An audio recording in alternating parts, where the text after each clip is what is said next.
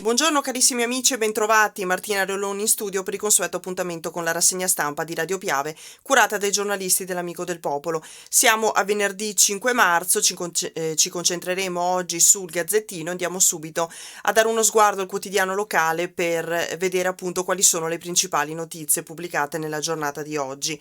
Ecco la prima pagina dell'edizione del nord-est del Gazzettino. Vaccini, il Veneto accelera, questo il titolone di apertura. Basta scorte, le nuove dosi saranno usate subito, fissate le date per gli over 80, ultimi i nati nel 35. L'Italia blocca l'esportazione di AstraZeneca verso l'Australia e l'Europa testa il vaccino Sputnik. Andremo subito a leggere anche di cosa si tratta. E ancora oggi il verdetto, come ogni venerdì, il verdetto sul colore in cui sarà classificata la nostra regione. Il verdetto per il Veneto pare scontato, è giorno del verdetto anche se la condanna è data quasi per scontata. Dopo settimane in fascia gialla, oggi il Veneto si aspetta di essere declassato in arancione. Se così sarà, le nuove restrizioni scatteranno da lunedì 8 e c'è l'articolo a pagina 4 che andremo a leggere a brevissimo. E poi, come già emersa ieri nei giornali, c'è la tematica scuola, 17.000 studenti e prof in quarantena. Si parla dai dati veneti, l'aggiornamento sui contagi all'interno delle scuole del Veneto. Sono 928 gli studenti e 155 docenti o dipendenti scolastici trovati positivi in Veneto. Andremo poi a dare uno sguardo anche a questa notizia. Fermiamoci subito alle pagelle dei territori, che sono a pagina 2 dell'edizione del nord-est del Gazzettino. Nuovi casi fuori controllo, l'RT supera di nuovo l'1, Lombardia verso il rosso. L'RT, ricordiamoci, è l'indice di contagio. Quando supera l'1 significa che il coronavirus, il virus si sta diffondendo in modo molto più veloce. C'è poi all'interno dell'articolo una riflessione su quella che è la situazione a livello nazionale.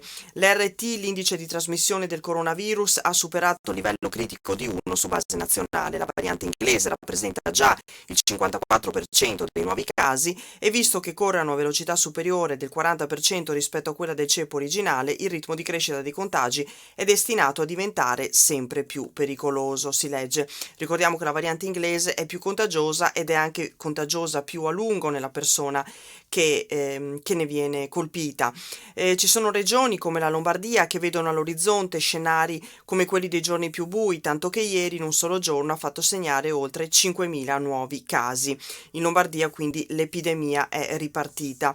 Come dicevamo, per quanto riguarda il Veneto, è molto probabile che da lunedì scatti la zona arancione. L'articolo qui è accompagnato da una cartina, da un'infografica che mostra quella che è la situazione a livello delle regioni. Ci sono 3 regioni che rischiano di passare, che sono rosse, quindi le Marche, il Molise e la Basilicata. La Lombardia è a rischio di passaggio dall'arancione al rosso, come si vedeva, così come la Campania, e il Veneto si vede chiaramente, rischia di passare dal giallo all'arancione.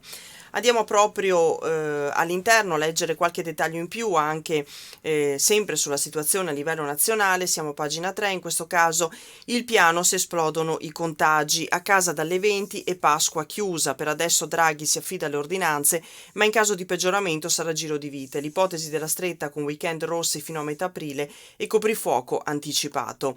La situazione, quello che accadrebbe se la situazione dovesse aggravarsi. Pasqua e weekend con le regole della zona rossa come durante le festività di Natale e coprifuoco anticipato alle 20 per quello che il capo dell'Istituto Superiore della Sanità Silvio Brusaferro ha definito giallo intenso nell'ultimo vertice con Mario Draghi che si è tenuto martedì. Domani entra in vigore, ricordiamo, un nuovo DPCM che scadrà il 6 aprile, ma il governo teme sia già vecchio, inadeguato a fronteggiare l'aggressività della terza ondata dell'epidemia. Da qui l'ipotesi di restrizioni a misura di varianti. Draghi ha intenzionato ad attendere qualche giorno prima di decidere l'eventuale nuova stretta. Il Premier e i ministri sanno che il paese è allo stremo, che qualsiasi ulteriore giro di vite potrebbe innescare proteste o fenomeni di disobbedienza civile. Così, almeno per il momento, il governo si affida al sistema a fasce e soprattutto confida sugli effetti di contenimento dei virus prodotti dalla grandinata di ordinanze firmate da Speranza e dai governatori regionali che stanno tingendo di rosso e di arancione intenso comuni, province e intere regioni dove le varianti del Covid stanno moltiplicando contagi e spingendo in sofferenza terapie intensive e aree mediche. Però, come si diceva, non è escluso che possano essere messe in campo nuove misure. Andiamo a vedere quelle che potrebbero essere le eventuali nuove strette. Scusate, sono scappata dalla pagina, c'è la possibilità che c'è l'ipotesi appunto del giallo intenso con il coprifuoco alle 20 in tutte le regioni, quindi l'anticipazione del coprifuoco dalle 22 alle 20, ma la decisione è stata rinviata per i timori legati all'impatto che questa misura avrebbe sulle attività commerciali. Dovrebbero chiudere le serrande alle 19. Altra stretta analizzata è la replica del sistema dei giorni festivi e pre-festivi in rosso, Pasqua e Pasquette incluso, già utilizzate a Natale e alla Befana. Questo significherebbe negozi, bar e ristoranti chiusi, confini comunali sbarrati, tutti costretti a restare in casa. Si esce solo per ragioni di necessità, salute e lavoro. Se la situazione dovesse precipitare, si legge nel dossier, sarà inevitabile varare sia il coprifuoco sia il weekend in rosso e addio tra l'altro ai cinema e ai teatri aperti dal 27 di marzo. Quindi queste sarebbero le ipotesi più restrittive nel caso in cui dovessero esplodere i contagi. Questo appunto si ipotizza il governo. Per quanto riguarda il Veneto, ultimi 3 giorni liberi prima dell'arancione, Zaia dice scuole a rischio. L'indice RT in Veneto è salito a 1,12, oggi il verdetto della cabina di regia. A Padova si sta raggiungendo il limite del DPCM, preoccupa anche il veronese. Quindi come dicevamo prima, oggi ci sarà il verdetto sulla fascia, sul colore in cui si inserisce il Veneto ed è abbastanza scontato che si passi da lunedì in arancione. Dopo settimane di fascia gialla, oggi il Veneto si aspetta di essere declassato in arancione. La novità è che, se così sarà, le nuove restrizioni scatteranno da lunedì 8 marzo e quindi significherà che domani e domenica i veneti potranno concedersi l'ultimo pranzo in trattoria, perché poi tutte le attività di ristorazione, quindi bar e i ristoranti, funzioneranno solo per le attività da sport. Quindi oggi appunto dicevamo il verdetto su quella che sarà la fascia, la possibilità di restare gialli. Del resto sono ben poche e lo ha detto anche il presidente del Veneto Luca Zaia. I numeri si stanno un po' ingrossando, ha detto appunto Zaia. Di certo ci sono regioni più in sofferenza di noi. L'Italia si sta colorando sempre più di arancione e rosso, ma anche in Veneto è verosimile che si torni a ballare. Potremmo avere delle turbolenze in volo. E ci sono i dati aggiornati a ieri sera: sono 1620 nuovi casi positivi nelle ultime 24 ore, altri 24 decessi, 1202 posti letto occupati nelle aree non gravi e 157 nelle terapie intensive, più 3 rispetto alle giornate precedenti. C'è l'invito ai cittadini che è stato fatto anche ieri, che è sempre lo stesso: mascherine, igienizzazione delle mani, niente assembramenti. Il sindaco di Venezia, Luigi Brugnaro, ha fatto bene a firmare l'ordinanza contro i tour alcolici, ha commentato Zaia, riferendosi appunto all'ordinanza che è stata firmata dal sindaco di Venezia. Ci sono nel taglio basso di pagina c'è anche un articolo che riguarda i contagi nelle scuole. Ieri è stato diffuso il nuovo aggiornamento: in quarantena ci sono oltre 17.000 studenti e docenti, quindi livelli di contagi piuttosto elevati, e c'è anche un'infografica che mostra la distribuzione all'interno delle scuole dei contagi in base all'ordine e l'andamento settimanale dei nuovi eventi con il virus nelle scuole e il confronto nelle ultime 2 settimane. Come si può vedere, nella settimana del 22 al 28 la situazione è andata peggiorando, come mostrano chiaramente i numeri per chi ci sta seguendo a video. Andiamo avanti. c'è la pagina 5 dedicata al tema vaccini. Nel titolone si legge che il Veneto accelera, ecco il nuovo calendario. Il direttore Flor ordina alle ULSS di usare tutte le dosi settimanali senza fare scorte. Nelle operazioni coinvolto anche personale di altri servizi, fissate le regole per gli over 80. Vaccinare, vaccinare, vaccinare, questa è la parola d'ordine. Relegato da giorni agli ultimi posti della classifica nazionale, il Veneto ha deciso di accelerare. L'ordine impartito alle ULSS dal direttore regionale della sanità, Luciano Flor, è di non tenere più da parte le scorte per i richiami, ma di utilizzare tutte le dosi fornite settimanalmente. Un po' la strategia che si sta utilizzando in Gran Bretagna, per fare un esempio di un paese europeo. Non solo, ancora, tutto il personale disponibile proveniente da qualsiasi altro servizio aziendale dovrà essere dirottato sui vaccini. Le nuove indicazioni sono contenute in una circolare che riassume anche il calendario delle attività e da cui risulta che i nati negli anni 33, 34, 35 e 36, che in Veneto rappresentano quasi 94.000 persone, saranno gli ultimi ad avere la dose non prima del 29 marzo. Il target che ci siamo prefissati è di 17.000 dosi al giorno, ha detto il governatore del Veneto Luca Zaia, ma possiamo arrivare almeno a 45.000 una volta raggiunto il raccordo con i medici di base. Sono 3.000 dottori, se facessero 10 iniezioni a testa al giorno sarebbero 30.000 somministrazioni, così ha detto Zaia. L'articolo prosegue poi anche con il calendario, i prossimi passaggi in tema sempre di vaccinazioni. Il dettaglio aggiornato al 1 marzo scorso: già eseguita la vaccinazione dei 120.753 operatori sanitari e dei 61.000 operatori ospiti delle RSA per anziani. In corso la vaccinazione dei 32.500 operatori ospiti delle strutture residenziali e semiresidenziali per la disabilità. Farmacisti, in corso il completamento della prima dose previsto entro il 19 marzo. Per quanto riguarda appunto dal 15 marzo ci sarà si continuerà con la vaccinazione, si continua adesso con la vaccinazione che è in corso per gli ottantenni, cioè i nati nel 1941, che sono in Veneto 43.346 e ne sono già stati vaccinati 34.144. I nati nel 1940, gli 81enni, su 40.000 e mezzo ne sono già stati vaccinati quasi 19.000, e la corte degli 82enni e dei 92enni ne sono stati vaccinati finora 2.545 su un totale di 53.678. Per gli altri la chiamata partirà dall'8 marzo. Dai 93 anni in su ne sono stati vaccinati su 42.000 al momento 5.190 e la chiamata inizierà il 15 marzo. E sempre il 15 marzo inizierà la chiamata per gli 83 anni, cioè le persone nate nel 1938, e altro step il 22 marzo, quando saranno vaccinati gli anziani che hanno 89, 90 e 91 anni, e anche quelli che ne hanno 84, e dal 29 marzo inizierà la vaccinazione per gli anziani delle corti 87-88, cioè i nati nel 34 e 33.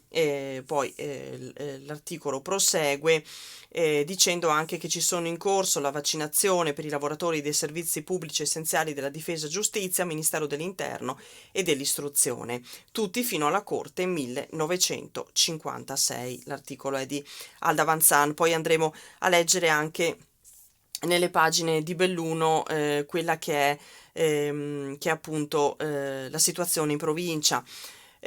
Parliamo sempre di vaccini, siamo a pagina 7. AstraZeneca, l'Italia blocca l'export verso l'Australia e l'EMA testa lo Sputnik, scusate. È il primo stop dell'Unione Europea, fermate 250.000 dosi, ma è giallo su altri 500.000 flaconi. L'accelerazione sui vaccini ora è visibile. L'Italia ha bloccato l'esportazione verso l'Australia di 250.000 fiale prodotte appunto in Italia, e EMA intanto, l'organizzazione del farmaco, ha accelerato sull'autorizzazione del vaccino russo Sputnik, ma una svolta che era nell'aria. Per chi fosse interessato ad approfondire, l'articolo appunto è a pagina 7 dell'edizione del Nord-Est del Gazzettino. Andiamo alla prima pagina del Gazzettino di Belluno. Purtroppo l'articolo di apertura è dedicato a una tragica notizia: un escursionista che è morto nel burrone. Tragedia in montagna ieri a San Gregorio nelle Alpi. La vittima è Giovanni Miglioranza, 54 anni, padre di 4 figli. Il 54enne è scivolato su un tratto ghiacciato, perdendo la vita in fondo al dirupo, finendo di sotto per 300 metri. L'uomo di Santa Giustina era uscito ieri mattina alle 5 per un'escursione, ma lungo il sentiero che porta al Passo Forca, nel comune di San Gregorio nelle Alpi, è scivolato cadendo giù e morendo sul colpo.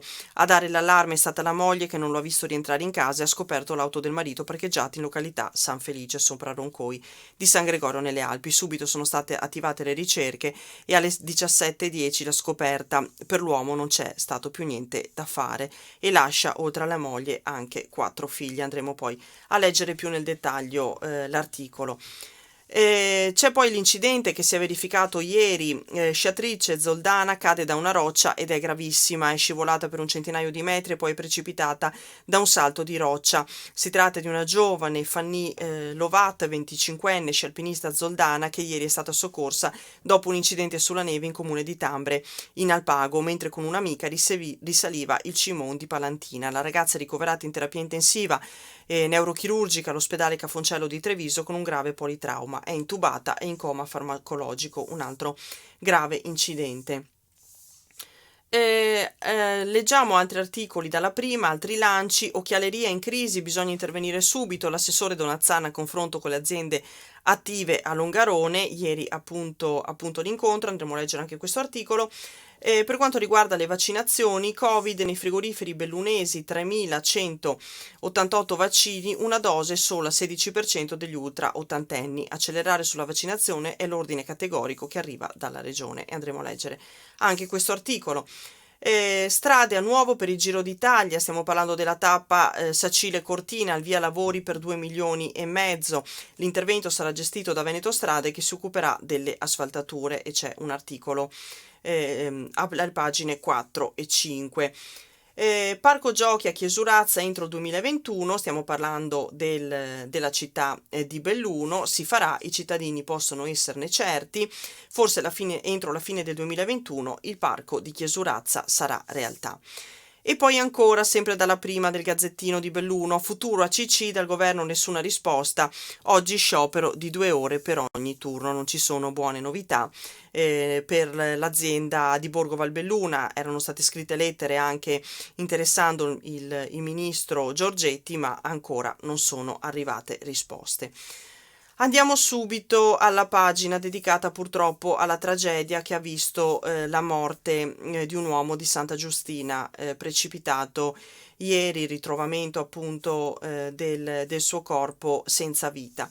Precipita per 300 metri e muore. L'escursionista Giovanni Miglioranza, 54enne di Santa Giustina, è stato trovato senza vita sotto al Passo Forca a San Gregorio. La moglie ieri pomeriggio, non vedendolo rientrare, ha lanciato l'allarme e attivate le ricerche, poi l'ha scoperta purtroppo. Tragedia in montagna, il 54enne Giovanni Miglioranza scivola su un tratto di ghiaccio perdendo la vita in fondo al dirupo. L'uomo di Santa Giustina è riuscito ieri mattina per un'escursione, ma lungo il sentiero che porta al Passo Forca a San Gregorio nelle Alpi è precipitato per 300 metri ed è morto sul colpo. Lascia 4 figli, come dicevamo. L'allarme ieri nel pomeriggio. L'uomo era partito da casa attorno alle 5 di ieri mattina per andare a fare una lunga camminata. Alle 16 la moglie non l'ha visto rientrare, si è preoccupata, ha provato a chiamarlo, ma il telefono suonava sempre a vuoto.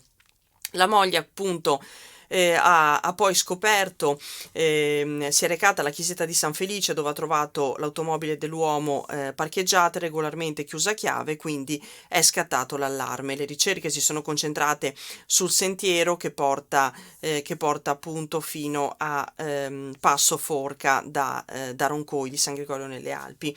Le squadre del soccorso alpino di Feltre si sono radunate alla chiesetta e hanno avviato le perlustrazioni lungo il sentiero numero 852. 2022.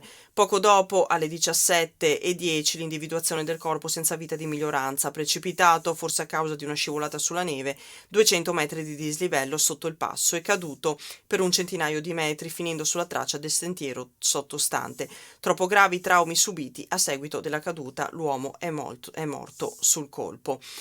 Una vera e propria tragedia, il paese è sotto shock, papà di 4 figli lavorava alla Olis e viveva alla Serai. Giovanni Miglioranza era nato in Svizzera nel 1966, ma attualmente abitava a Santa Giustina. 54 anni, lavorava nell'azienda Olis in via del Boscone a Belluno. Sposato, aveva 4 figli, di cui uno ancora piccolo. Chi lo conosceva lo ricorda come una persona educata, gentile, molto riservata. Tutta la sua famiglia, a dir la verità, era riservata. Appassionato di montagna, andava spesso a camminare lungo i sentieri del territorio. Quindi un grande dolore da parte di tutta la comunità.